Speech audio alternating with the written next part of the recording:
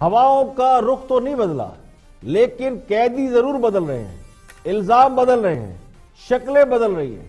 جن پر نیب کو ثابت نہیں کر پا رہی، جن پر اے این ایف کو ثابت نہیں کر پا رہی، وہ جیلوں سے باہر آ رہے ہیں، جبکہ خالی جگہ پر کرو مہم بھی شروع ہو چکی ہے۔ مفتیٰ اسماعیل اگر رہا ہوں گے تو احسن اقبال پکڑے جائیں گے، رانا ثناءاللہ آج رہا ہو گئے تو اگلا نمبر کسی اور کا لگے گا۔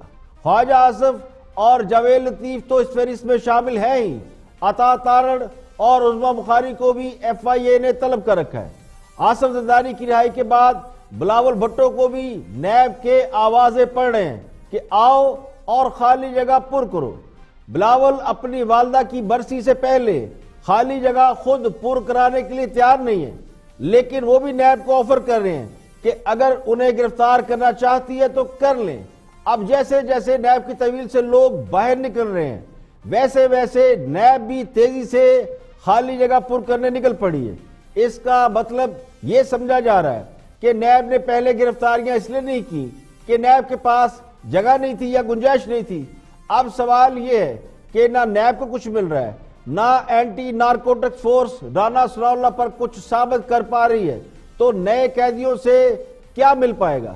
سوال یہ بھی ہے کہ محض الزامات کی بنیاد پر لوگوں کو جیل میں ڈالنا، کال کوٹریوں میں بند کر دینا، ان کا میڈیا ٹرائل کرنا کہاں کا انصاف ہے؟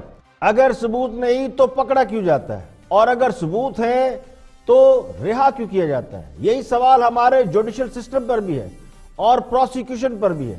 پروسیکیوشن تو حکومت کی ذمہ داری ہے، جن مقدمات میں حکومت فریق ہے ان میں سے بھی کچھ نہیں نکل رہا۔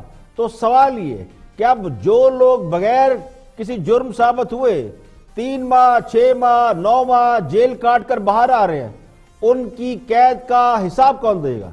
شہباز شریف، مریم نواز، حنیف عباسی، قمر الاسلام، مفتیٰ اسماعیل اور اب رانا ثناءاللہ پر جرم ثابت نہیں ہو سکا۔ قوم کو یہ باور کرایا جاتا رہا ہے کہ بہت بڑے کرمنل پکڑ لیے، بہت بڑے کرپٹ لوگ پکڑ لیے ہیں، کسی پر کرپشن کرنے یا مال کھانے کا الزام ہے، کسی پر جو کام ابھی ہوا نہیں، جو ٹھیکہ بھی دیا نہیں، جو منصوبہ بھی کاغذوں میں اس میں گڑبڑ کرنے کا الزام ہے، کوئی اپنی گاڑی میں منشیات لاتا لے جاتا ہے، کسی پر ایفیڈرین کا کیس ہے۔ اب یا تو یہ سارے چور ہیں یا پھر یہ سارے نیک ہیں۔ چور ہوتے تو سزائیں بھی ملتی، لیکن ایک ایک کر کے سبھی باہر آ رہے ہیں، تو پھر کیا کہا جائے کہ ان کا دامن صاف ہے؟ اس سے تو یہی تاثر ملے گا کہ انہیں محض سیاسی محاسمت کی بنا پر قید میں رکھا گیا۔ اگر یہ تاثر درست ہے تو پھر حکومت اور پروسیکیوشن نااہل ہے، نکمی ہے، جو ثبوت و شواہد کے باوجود ملزم کو سزا نہیں دلا سکتی۔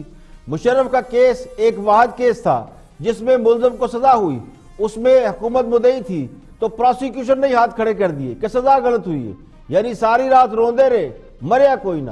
اب لگتا یوں ہے کہ یہ مان لیا گیا ہے کہ سیاسی محالفین کو کھلا نہ چھوڑا جائے، ہر وقت 2-4 سیاسی رہنما جیل میں رکھے جائیں، اندر رہیں گے تو اپوزیشن قابو میں رہے گی اور کرپشن کو ختم کرنے کا بیانیہ بھی قائم رہے گا۔